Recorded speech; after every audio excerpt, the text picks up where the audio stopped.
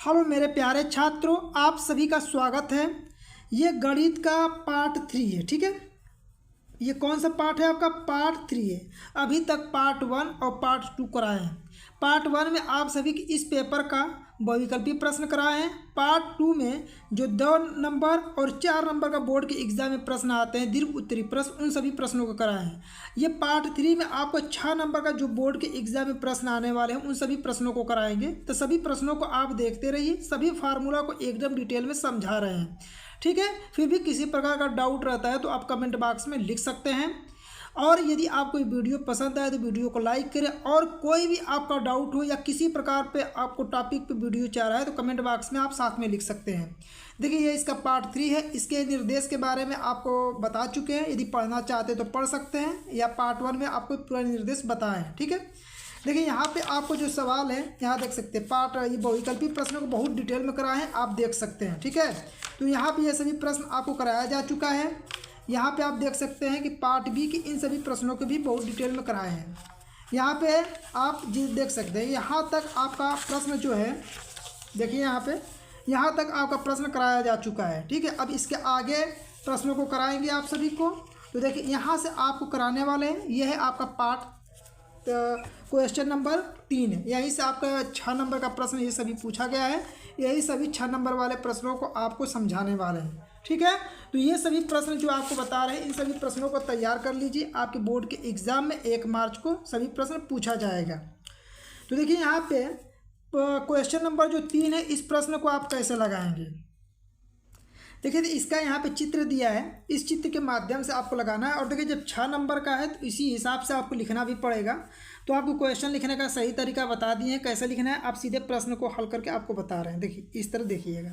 देखिए, पहले जब ये चित्र दिया रहेगा तो पहले तो आप स्वच्छ एवं सुंदर आपको ये चित्र बनाना है। ठीक है, पहले जितना सुंदर बना सकते हैं, जितना अच्छा से साफ सुथरा बना सकते हैं, उतने अच्छे से इस चित्र को बनाइएगा। ठीक है, देखिए यहाँ पे ये है और यहाँ पे ये है। यहाँ पे ए हो गया, ये बी हो गया, ओ हो गया, डी हो गया, सी हो गया। इससे आपको ये भी पता चल जाएगा कि आप कॉपी पे प्रश्नों को कैसे लिखना है। ये दिया है 5 सेंटीमीटर, तो ये लिखेंगे 5 सेंटीमीटर का। ठीक है, अब यहाँ देखिए आपका सवाल है कि ए ओ बटा के ओ सी, बी ओ बटा के ओ डी बराबर 1 बटा के 2 और ए बी का मान 5 सेंटीमीटर, डी सी का मान इसमें पूछ रहा है। तो देखिए यहाँ पे सवाल में आपका जो दिया है कैसे हल करेंगे, तो यहाँ पे दिया है ए ओ बटा के ओ सी बराबर बी ओ बटा के ओ डी, और बराबर कितना दिया है 1 बटा के 2, और साथ में ए बी का मान दिया है आपका कितना 5 सेंटीमीटर। ठीक है, तो यहाँ पे इतना आप लिख लेंगे। लिखने के बाद देखिए अब कैसे आपको हल करना है। अब लिखना है यहाँ पे त्रिभुज, इस त्रिभुज का नाम लिखेंगे, इस त्रिभुज का नाम लिखेंगे। तो लिखेंगे त्रिभुज ए ओ बी तथा इस त्रिभुज का नाम लिखेंगे डी ओ सी, लिखेंगे डी ओ सी लिख लेंगे। ठीक है, इतना आप लिख लीजिएगा। लिखने के बाद देखिए आपका क्या करना है। यहाँ पे देखिए इस कोण को दिखाइएगा, ये कोण जो है इस कोण के बराबर है। क्या है? बराबर होगा किस नियम से? शीर्षाभिमुख कोण के नियम से ये बराबर होगा। तो कैसे लिखेंगे? तो यहाँ पे लिख सकते हैं कि कोण ए ओ बी बराबर कोण डी ओ सी, लिखेंगे कोष्टक में शीर्षाभिमुख कोण। क्या है ये? शीर्षाभिमुख।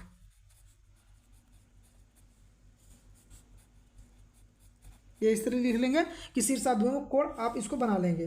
अब देखिए जैसे ही चूंकि ये शीर्षाभिमुख कोण है, इसलिए क्या लिखेंगे कि इनके ये भुजा का अनुपात ये भुजा इस भुजा के साथ और ये भुजा इस भुजा के अनुपात के रूप में बराबर होता है। ठीक है, तो यहाँ पे लिख लीजिए। देखिए यहाँ से ए ओ बटा के क्या लिखेंगे? ओ सी लिखेंगे बराबर, इसी तरह ओ बी बटा के ओ डी लिख देंगे बराबर किस भुजा के? ए बी लिखेंगे यहाँ पे ए बी बटा के सी डी।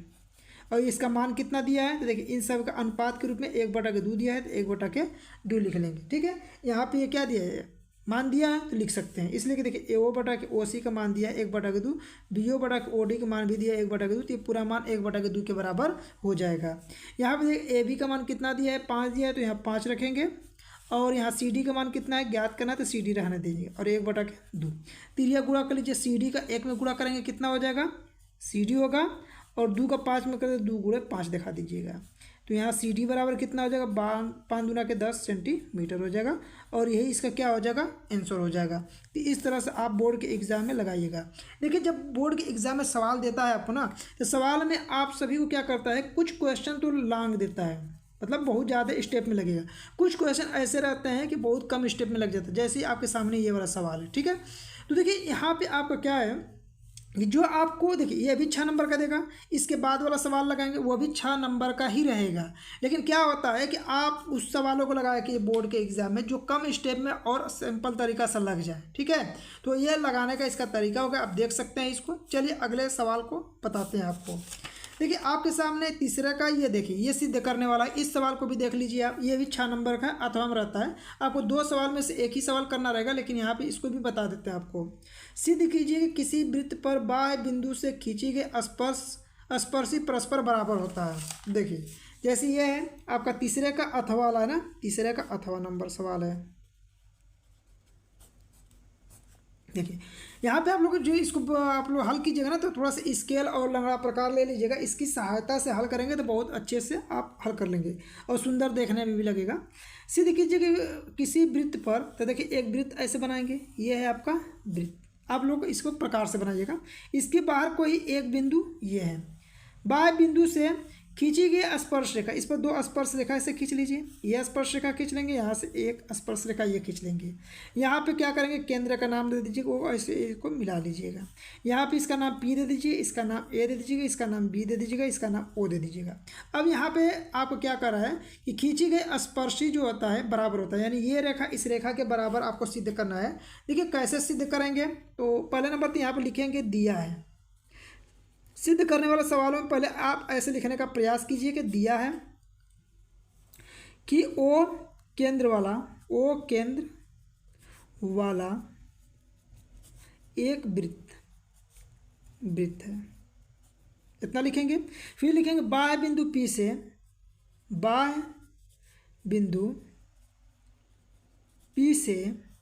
देखिए बाह्य बिंदु P से वृत्त के बिंदु A, B पर PA तथा PB स्पर्श रेखा खींचा गया है, ठीक है। ये इस तरह आप इतना लिख लेंगे। लिखने के बाद अब देखिए यहाँ पे लिखेंगे सिद्ध करना, यानी आपको क्या सिद्ध करना उसको लिखना पड़ेगा। सिद्ध करना है। अब देखिए सिद्ध जब आपको करना है तो क्या सिद्ध करेंगे आप कि P स्पर्शी क्या स्पर्शी रेखा है कि PA बराबर दिखाना है आप किसके, PB के, इतना सिद्ध करना है। थोड़ा सा इसमें रचना कर सकते हैं आप, यहाँ पे रचना कर लीजिएगा। रचना में क्या करना है कि आपको O को P से मिला दीजिएगा, इसको इससे मिलाइएगा, यही लिख लीजिएगा। बस रचना में क्या करना है, रचना में बस यही लिखना है आपको कि O को P से मिलाया, O को P से मिलाया, ठीक है। ठीक, फिर इसके बाद देखिए क्या करना है, यहाँ पे लिखिएगा हल, या उपपत्ति लिखना होगा तो उपपत्ति लिख दीजिएगा, यहाँ हल लिखिएगा। देखिए आपको सिद्ध करना है तो आपको क्या करना है कि पहले देखिए आप त्रिभुज बनेगा, OAP एक त्रिभुज ये बन जाएगा, OBP एक त्रिभुज ये बन जाएगा। तो चलिए दोनों त्रिभुज को लिखते हैं। लिखेंगे त्रिभुज OAP तथा त्रिभुज OBP में, ठीक, इस प्रकार से लिख लीजिएगा।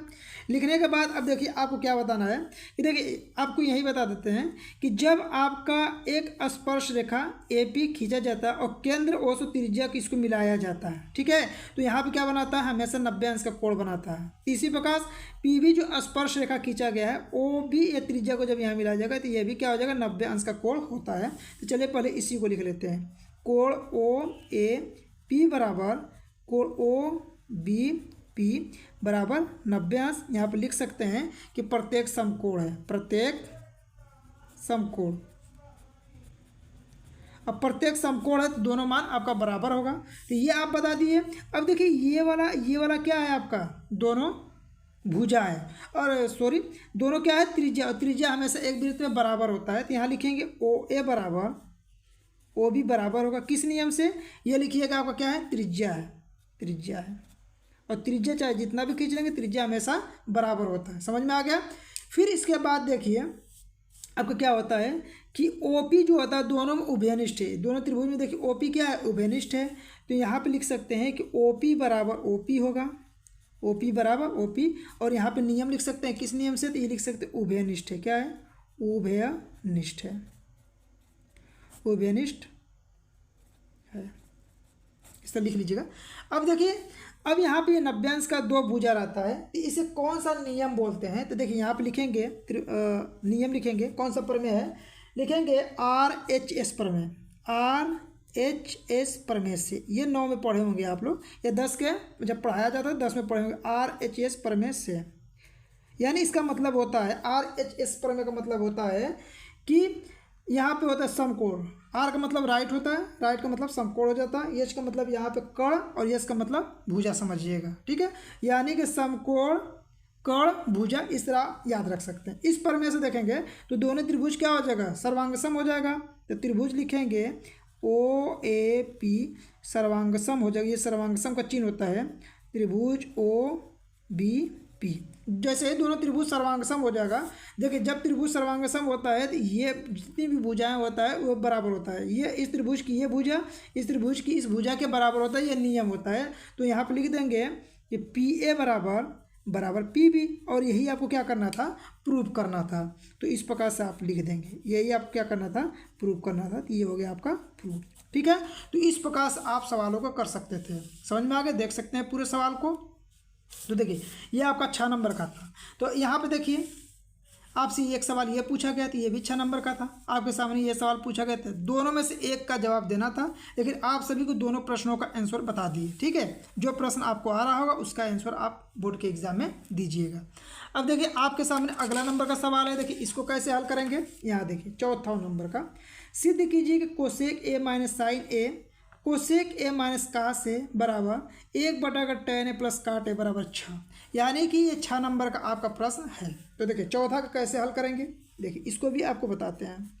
यहाँ पे दिया है cosec A minus sine A कोष्टक बंद, अगले कोष्टक में क्या है, sec A minus cos A बराबर, ये हो जाएगा 1/tan A प्लस काटे, ये काटे, ठीक है।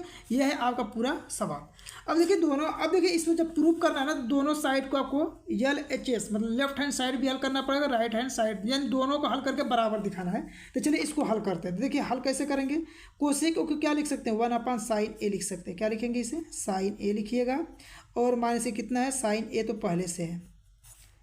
अगले कोष्टक में इसको क्या लिख सकते हैं, 1/cos A लिख सकते हैं, और माइनस ये कास A है, ठीक है। और इसको हल करना तो पहले इसको हल कर लेते हैं, फिर इसके बाद इसको हल करेंगे। देखिए कैसे हल करेंगे, यहाँ पे हो जाएगा 1 माइनस साइन का साइन में करेंगे साइन स्क्वायर हो जाएगा, क्या होगा, साइन स्क्वायर A हो जाएगा अपान में, ये साइन A होगा, कोष्टक बंद।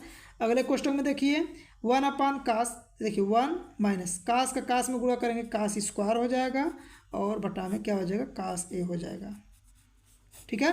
आप सभी को लिए देखिए यहाँ पे क्या होता है, यह फार्मूला होता है 1 माइनस साइन स्क्वायर है। आपको बोर्ड का एग्जाम देना है तो आपको ये फार्मूला याद होना चाहिए कि 1 माइनस साइन स्क्वायर A की जगह पे फार्मूला होता है कास स्क्वायर, तो इसके जगह पे क्या डायरेक्ट लिख सकते हैं, कास स्क्वायर A लिख सकते हैं, यानी कि फार्मूला होता है। या फार्मूला देखिए आपको बता देते हैं ना कि कास स्क्वायर A बराबर फार्मूला होता है 1 माइनस साइन स्क्वायर A होता है, एक फार्मूला ये होता है।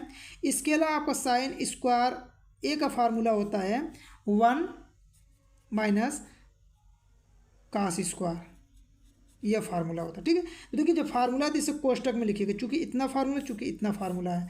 जब ये फार्मूला हो गया तो इसी फार्मूला का यहाँ पे प्रयोग कर लीजिए, और कुछ बहुत ज़्यादा दिमाग लगाना नहीं है। तो 1 माइनस साइन स्क्वायर A की जगह कास स्क्वायर लिखेंगे, तो यहाँ पर लिख लीजिए कास स्क्वायर A अपान में साइन A, ठीक। देखिए गुणा का चिन्ह, जब दो कोष्टक के बीच में कोई चिन्ह नहीं होता तो गुणा को होता है। 1 माइनस कास स्क्वायर को क्या लिख सकते हैं, 1 माइनस कास स्क्वायर को साइन स्क्वायर लिख सकते हैं, तो यहाँ लिखेंगे साइन स्क्वायर A अपान इसको क्या लिख सकते हैं, 1 माइनस, देखिए 1 माइनस कास स्क्वायर को 1 माइनस कास स्क्वायर को साइन स्क्वायर लिखेंगे, अपान में क्या है कास ए है। समझ में आ गया।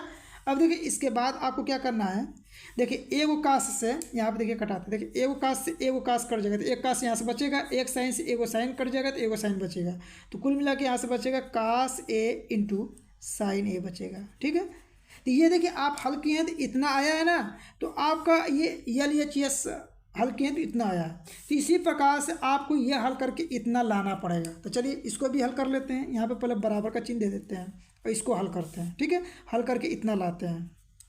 चलिए देखिए अब इतना लाने के लिए आपको किस रूप में लाना है, कास और साइन के रूप में, तो इसको तो आपको तोड़ना पड़ेगा किस रूप में, साइन और कास के रूप में ही तोड़ना पड़ेगा। तो चलिए यहाँ पे देखिए कैसे हल करें। पहले यहाँ पे tan a का फार्मूला क्या होता है, साइन ए बटा के कास ए फार्मूला होता है, प्लस काट ए का फार्मूला क्या होता है, कास ए बटा के साइन ए फार्मूला होता है। ठीक, अब देखिए इसको हल कर लेते हैं, एक तो है तो अंश में, तो एक अंश में लिखिए। अब देखिए इसका इधर गुणा इसका इधर करेंगे, त्रिज्या गुणा करेंगे, तो साइन का साइन में करेंगे तो क्या हो जाएगा साइन स्क्वायर ए, प्लस कास के कास में करेंगे क्या हो जाएगा कास स्क्वायर ए बटा में कास का साइन में करेंगे तो क्या हो जाएगा कास ए इंटू साइन ए। ये फार्मूला होता है, तो ये पता होना चाहिए। और इधर तिरिया गुणा करके जैसे भिन्न का जोड़ घटाना हल किया जाता है उस तरह इसको हल करेंगे। साइन का साइन में गुणा करेंगे तो साइन स्क्वायर, कास के कास में करेंगे तो कास स्क्वायर, फिर कास का साइन में करेंगे तो इतना हो जाएगा। देखिए जब भिन्न बटा के बटा आता है तो ये भिन्न पलट जाएगा, यानी ये ऊपर चला जाएगा। तो आपका ऊपर जाएगा तो कितना हो जाएगा कास ए ऊपर जाएगा इंटू साइन ए रहेगा, और बटा में क्या बचेगा आपका साइन स्क्वायर ए प्लस कास स्क्वायर ए। ठीक, देखिए कास ए साइन ए तो रहने दीजिए, ये हो जाएगा कास ए इंटू साइन ए अपान में इसका मान साइन स्क्वायर ए प्लस कास स्क्वायर ए का मान कितना होता है 1 होता है, तो ये 1 हो जाएगा।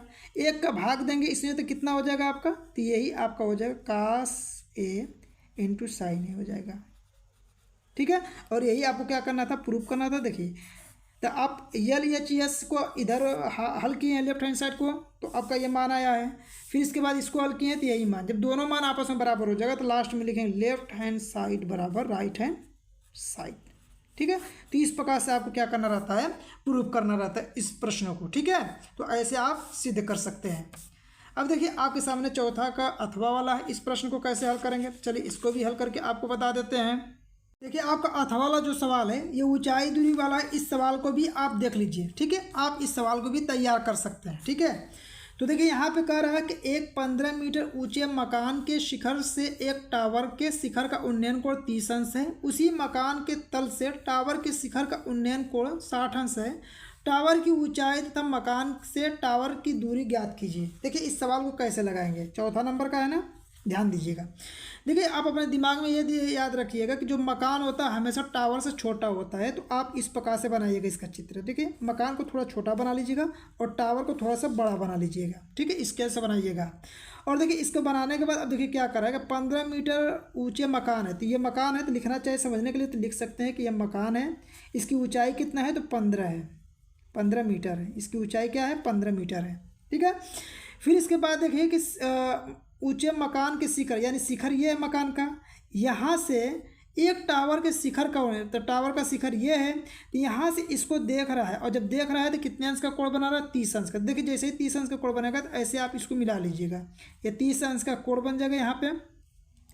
उसी मकान के तल से, यानी ये मकान है इसका तल कहाँ पे ये है, टावर के शिखर का उन्नयन कोण, यानी कि यहाँ से इसको जब देखा जा रहा है तो कितने अंश का कोण बना है 60 अंश का, तो इसको यहाँ से मिला लीजिएगा, ये 60 अंश का कोण बन जाएगा। तो टावर की ऊंचाई तथा मकान से टावर की दूरी ज्ञात कीजिए, यानी देखिए आप क्या ज्ञात करना है, यह टावर की ऊंचाई ज्ञात करना है। या तो टावर की ऊंचाई को हम क्या मान लेंगे, कैपिटल H मान लेंगे, और यहाँ लिख लीजिएगा टावर। ठीक, ये हो गया। फिर इसके बाद देखिए कि यहाँ पे मकान और टावर के बीच की दूरी पूछ रहे थे, तो मकान और टावर के बीच की दूरी की यक्स मान लेते हैं। देखिए जब ये यक्स होगा तो ये दूरी भी आपका क्या होता है, यक्स ही होता है। ये चीज़ आपको आना चाहिए, समझ में आ गया। अब देखिए जब ये 15 है मकान की ऊंचाई, जब इतना ये है तो ये भी आपका यहाँ से लेके यहाँ तक ये क्या होगा 15 होगा।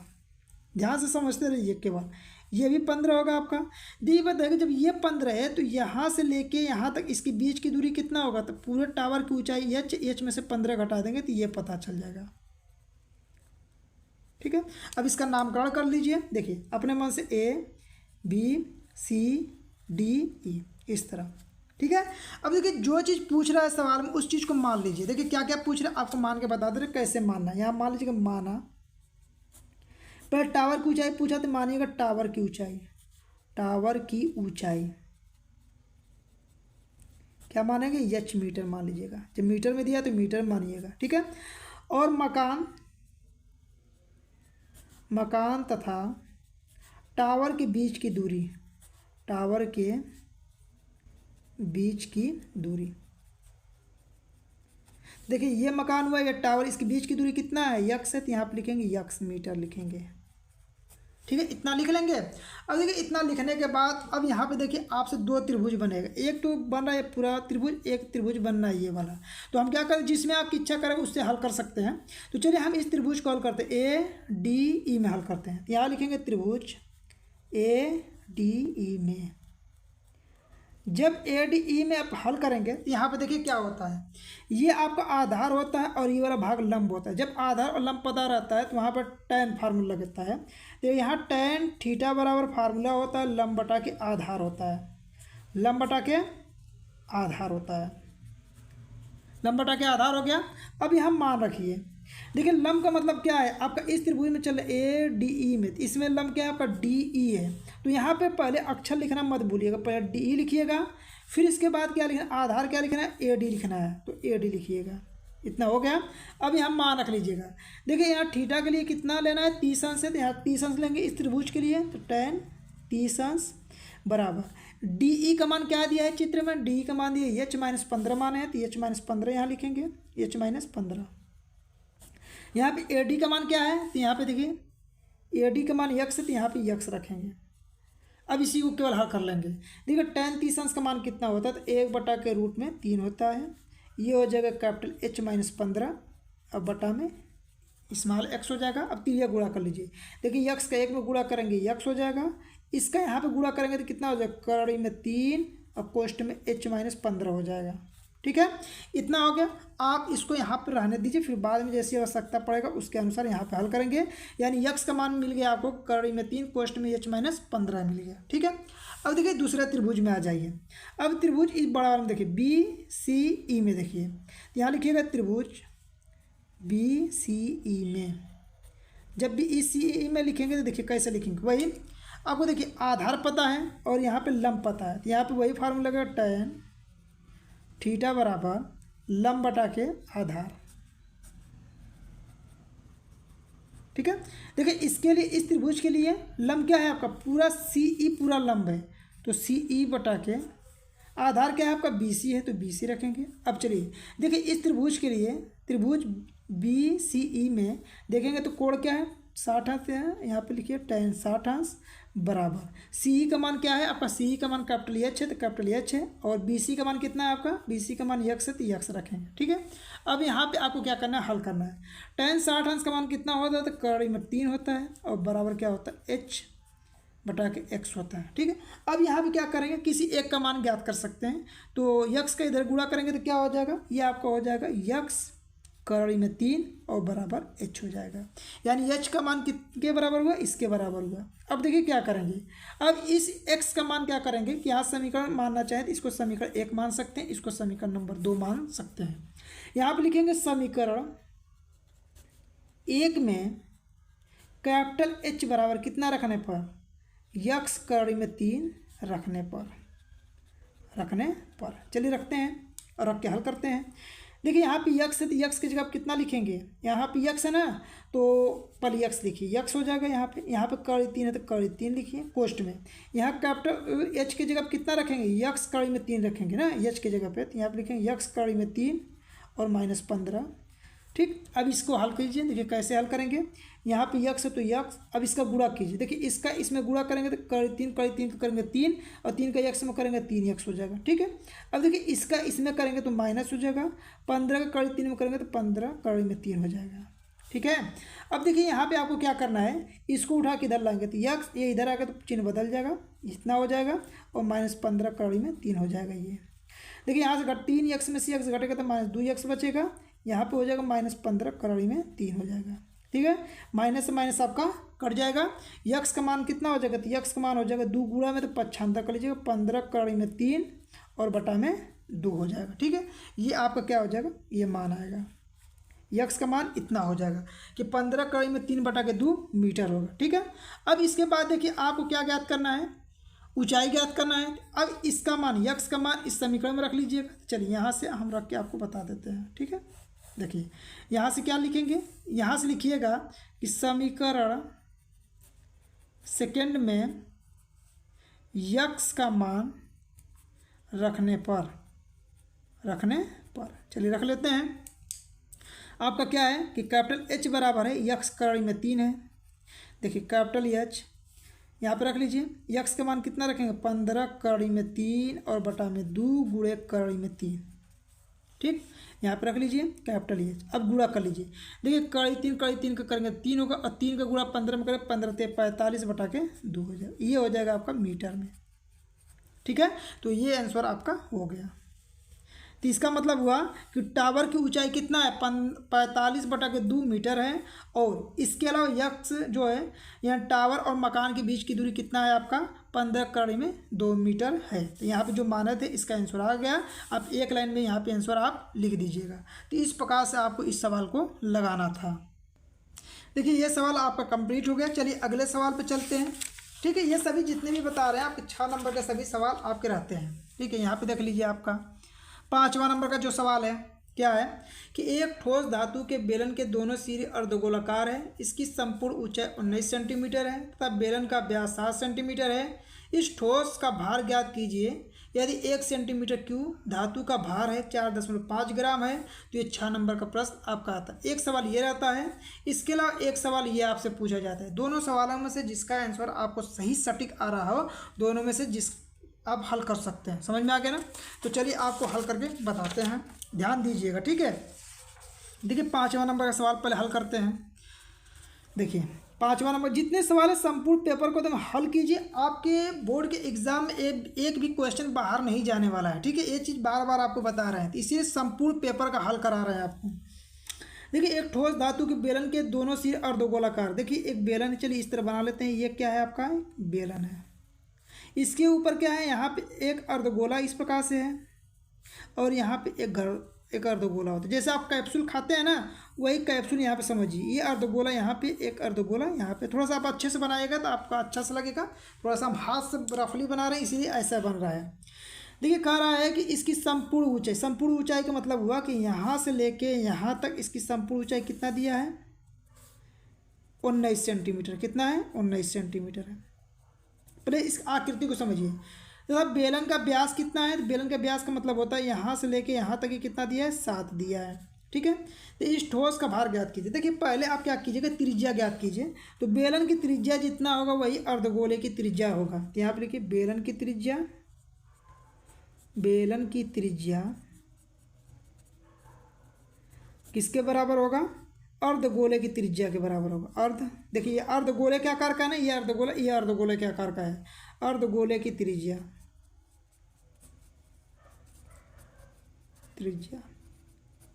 कितना हो जाएगा, तो त्रिज्या जो होता है, त्रिज्या को r से दिखाएंगे और ये व्यास का आधा होता है। देखिए 7 क्या है व्यास, तो इसका आधा हो जाएगा, 7/2 सेंटीमीटर हो जाएगा। समझ में आ गया ना, ये हो गया त्रिज्या।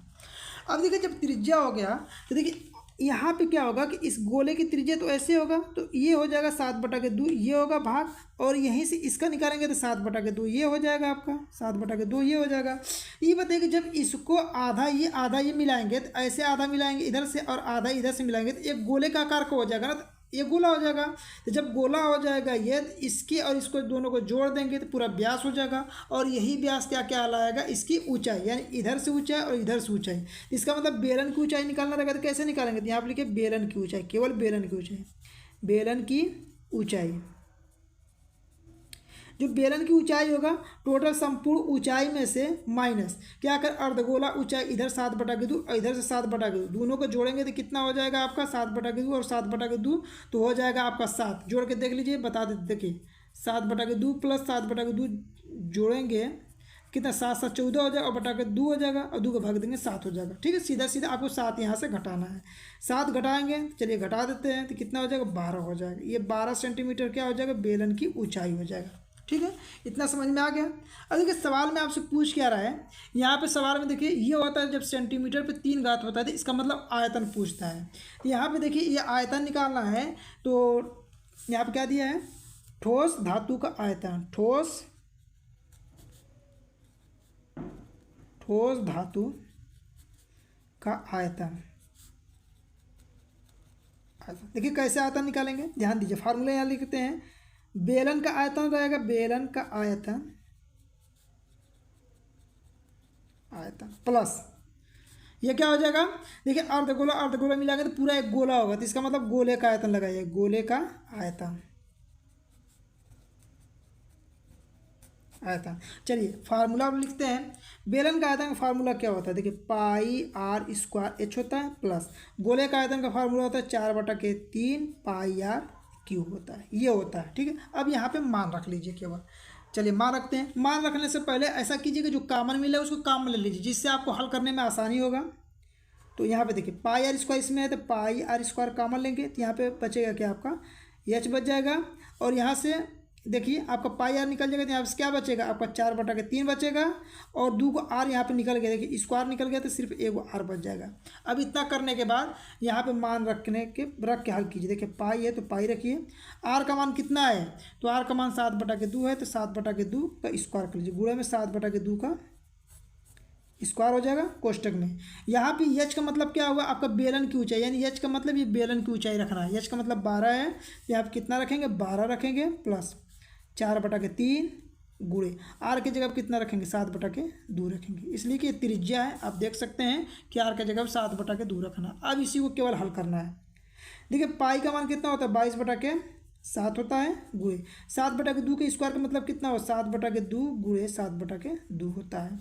देखिए इसको हल करते हैं, 12 हो जाएगा, प्लस देखिए 2 से कटेगा, 2 × 2 2 दूना के 4, तो कुल मिला के 2 होगा, और 7 का 2 में करेंगे 7 दूना के 14 हो जाएगा, और बटा में 3 हो जाएगा।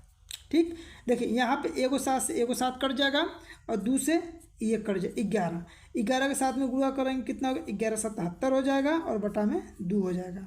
ठीक, अब देखिए इसको हल करें, 3 का 12 तो 12 36 हो जाएगा, और प्लस कितना हो जाएगा 14, और बटा में 3 हो जाएगा। यहाँ पे देखिए, यहाँ पे देखते रहिए केवल 77/2 गुणे, अब इसको 36 में 14 जोड़ लीजिए, देखिए 6 कितना होगा, 10 हो जाएगा, 3 1 4 1 5 हो जाएगा, और बटा में 3 हो जाएगा। ठीक है, 2 से कटेगा कितने बार में, 25 बार में, तो इसका मतलब कितना हो जाएगा आपका, एक बार लिख लेते हैं। देखिए 77 गुणे 25 और बटा में 3। अब गुणा कर लीजिए पहले। देखिए 25 का 7 में करते हैं, तो 25 × 150, 25 7 175 होता है, 25 × 150, 25 7 175, हासिल 17 लगा आपका। ठीक है, 25 7 175, 175 में 25 7 175 हुआ, 175 में 17 जोड़ लीजिए। देखिए 7 5 12 को 2, 7 1 8 1 9 हो जाएगा, और यहाँ पे 1 हो जाएगा, और बटा में 3 हो जाएगा। ठीक है, ये सेंटीमीटर क्या हो जाएगा, क्यू इसका आएगा। आयतन कितना आया, 1925/3 सेंटीमीटर क्यूब। यदि इसको बदलना चाहते हैं 3 का भाग दे दीजिएगा, ये दशमलव में आपका बदल जाएगा। ठीक है, यहाँ पे देख सकते हैं, ये सब सही से जोड़िएगा, कहीं भी गलती नहीं होना चाहिए। अब देखिए सवाल में आपसे पूछ क्या रहा है, देखिए कह रहा है कि 1 सेंटीमीटर क्यूब धातु का भार कितना, इतना ग्राम है। तो आपको जो ठोस का भार पूछ रहा है वो कितने ग्राम में पूछ रहा है, तो कैसे लगाएंगे, सिंपल सा है, बस गुणा भाग आपको करना है। थोड़ा सा यहाँ पे देख लीजिए, केवल थोड़ा सा बस हो चुका है इसका हल। देखिए यहाँ पे, देखिए यहाँ पे लिखेंगे क्या कि 1 सेंटीमीटर क्यूब बराबर कितना होता है, 1 सेंटीमीटर क्यूब बराबर दिया है आपका 4.5 ग्राम दिया है। ठीक है, 1 सेंटीमीटर का दिया है, तो इतना का कितना होगा, 1925/3 का, बस इसका गुणा कर लीजिए। तो 1925/3 सेंटीमीटर क्यूब बराबर। ठीक है, तो इसका क्या हो जाएगा, 4.5 की इसमें गुणा हो जाएगा। चलिए यहाँ पे गुणा करके, चलिए यहाँ पे लिख देते हैं, थोड़ा सा यहाँ पे ध्यान रखिएगा। 1925/3 और गुणा कितना, 4.5। अब इसी को केवल हल कर लीजिए। देखिए 3 से कटेगा, 3 एकम 3, 3 5 15, 15 3 45। अब यहाँ पे 15 का आप गुणा कर लीजिएगा। ठीक है, देखिए जब गुणा करेंगे आप तो आपका आएगा, सीधे सीधे हम गुणा करके रखें, इसको बता दे रहे हैं, आप गुणा कर सकते हैं। तो आपका आएगा 2888.7.15 ग्राम। ठीक है, ये आप यहाँ पे किए थे और यही क्या हो जाएगा, इसका आंसर हो जाएगा। समझ में आ गया ये चीज़, ये इसका क्या होगा, यही वाला भाग आपका आंसर हो जाएगा। यानी 1 सेंटीमीटर क्यूब का वजन दिया है 4.5, तो 1925/3 सेंटीमीटर के क्यूब भार कितना होगा, तो 4.5 के इसमें गुणा कर लेंगे, तो आपका जितना गुणा करने के बाद आएगा वही आपका क्या हो जाएगा, आंसर हो जाएगा। समझ में आ गया। तो इस प्रकार से आप इस प्रश्न को लगाना था, एक बार प्रश्न को देख सकते हैं। इस प्रकार से आपके 6 नंबर के बोर्ड के एग्जाम में प्रश्न आने वाले हैं। समझ में आ गया ना ये चीज़। अब देखिए आपके सामने अगला है अथवा में, ये लास्ट सवाल है आपका, इस पेपर का एकदम लास्ट सवाल है आपका, एक भी सवाल नहीं छोड़े हैं आपका। 5वां का देखिए, ये भी 6 नंबर का आपका प्रश्न पूछता है, ये भी दिया है आपका अथवा में। कह रहा है 15 सेंटीमीटर त्रिज्या वाले एक वृत्त की कोई जीवा केंद्र पर 60 अंश का कोण आंतरित करती है, संगत लघु वृत्तखंड का क्षेत्रफल ज्ञात कीजिए। पाई का मान 3.14 रखना है और करड़ी का मान 1.73 रख के आपको हल करना है। देखिए इस प्रश्न को आप कैसे हल करेंगे, तो चलिए इसको भी हल करके बता देते हैं, लास्ट प्रश्न क्यों छोड़ा जाए। तो देखिए यहाँ पे क्या है आपका 5वां नंबर का है। पहले इसका चित्र बनाइए, जब भी सवाल लगाना रहे तो पहले चित्र बनाना सीख जाइए आप। कह रहा है 15 सेंटीमीटर त्रिज्या वाले, ठीक है, तो 15 सेंटीमीटर त्रिज्या वाले एक वृत्त की कोई जीवा केंद्र पर 60 अंश का कोण आंतरित करता है, संगत लघु वृत्त का खंड का क्षेत्रफल ज्ञात करना। कैसे ज्ञात करेंगे, पहले नंबर पर आप चित्र बनाना सीखिए। ये है आपका एक वृत्त बन गया, ये इसका केंद्र मान लीजिए। अब देखिए इस एक जीवा बना लीजिए, इस जीवा के द्वारा इसके केंद्र पर कितने अंश का कोण बन रहा है, तो इस तरह यहाँ पे मिला लीजिए। यहाँ पे जो बन रहा है 60 अंश का कोण बन रहा है।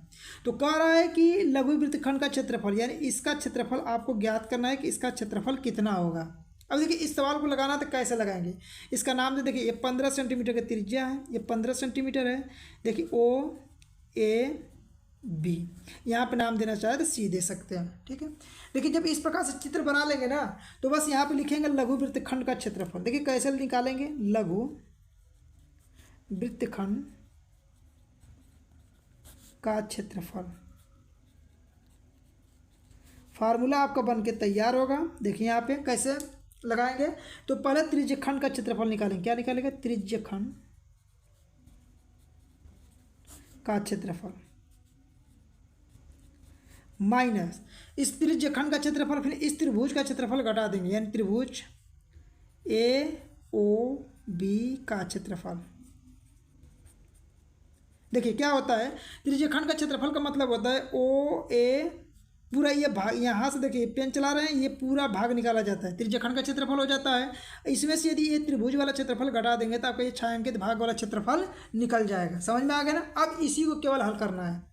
अब देखिए त्रिज्यखंड का क्षेत्रफल का फार्मूला क्या होता है, तो आपको इसका आना चाहिए। देखिए त्रिज्यखंड का फार्मूला होता है θ/360 गुणे πr² होता है, माइनस त्रिभुज AOB का क्षेत्रफल होता है 1/2 r sin θ होता है। देखिए यहाँ पे 1/2 r² होता है ना, क्या होता है, r² sin θ होता है। अब यहाँ पे मान रख के हल कर लीजिए केवल। देखिए थीटा का मान कितना है, थीटा का मान यहाँ देखिए 60 है, तो 60 रखिए और बटा में 360 गुणे। देखिए पाई का मान कितना रखना है आपको, जो सवाल में दिया रहता है वही रखना पड़ता है। पाई का मान 3.14 रखना है, तो 3.14 रख लीजिए, 3.14 गुणे आर की जगह पे कितना है सवाल में, आर की जगह पे 15 है, तो 15 रखिए, 15 का स्क्वायर है तो 15 का स्क्वायर कर लीजिए, माइनस 1/2 इस आर की जगह कितना रखना है, 15 का स्क्वायर रखना है, रख लीजिए, गुणे साइन थीटा का मान कितना है, साइन थीटा का मान 60 अंश है, तो 60 अंश रखिए। इसी को केवल हल कर देंगे तो आपका आंसर आ जाएगा। देखिए 0 से 0 कटेगा, 6 से 6 बार में कटेगा ये। देखिए 2 3 6, 2 से कटेगा 1.57 बार में। ठीक है, आपको देखिए कितना बच रहा है यहाँ पे, तो यहाँ पे देखिए आपका 1.57 गुणे 15 का स्क्वायर मतलब 15 गुणे 15 कर लीजिए और बटा में 3 है तो 3 कर लीजिए यहाँ पे, माइनस 1/2 गुणे 15 के स्क्वायर का मतलब कितना हुआ, 15 का स्क्वायर 225 होता है ना, 225 लिख लीजिए। यहाँ पे देखिए 225 रहेगा और गुणे साइन 60 अंश का मान कड़ी में 3/2 हो जाएगा। अब यहाँ पे देखिए 3 से कटेगा 5 बार में, 3 5 15 हो जाएगा। अब इसका गुणा करना है, तो गुणा देखिए कितना आएगा आपका, तो देखिए 1.57 और 5 और 15 का गुणा करेंगे तो आपका आएगा 117.5 ठीक है, गुणा कर लीजिएगा आप लोग, हम गुणा बता दे रहे हैं यहाँ पे माइनस। इसी तरह देखिए यहाँ पे 1/2 है, तो देखिए यहाँ पे 225 है, 225 रखेंगे गुणे कड़ी 3 का मान यहाँ सवाल में दिया है, देख लीजिए कितना दिया 1.73 दिया है, तो 1 कितना रखेंगे 7.3 रखेंगे बटा में 2 का 2 में करेंगे 2 दूना के 4 हो जाएगा। ठीक है, यहाँ पे देखिए कितना हो जाएगा 117.75 होगा माइनस। देखिए जब इसका गुणा करके भाग देंगे ना तो आपका आएगा 97 देखिए गुणा करके रखें ना जिससे ज़्यादा समय आपका न लगे। देखिए अब इसमें से जब इसको आप घटाएंगे तो आपका आएगा 20.325 सेंटीमीटर है, तो सेंटीमीटर पे क्या आ जाएगा क्षेत्रफल होता है, सेंटीमीटर पे स्क्वायर आ जाएगा। ठीक है, तो ये था आपका आंसर। गुणा भाग थोड़ा सा कर लीजिएगा, समय बचाने के लिए हम पहले से गुणा भाग इसका किए थे, तो यहाँ पर डायरेक्ट लिख के आपको बता दिए, समझ में आ गया ना। तो ये था इस पेपर का संपूर्ण हल। आप यहाँ देख सकते हैं कि ये इस का लास्ट प्रश्न था।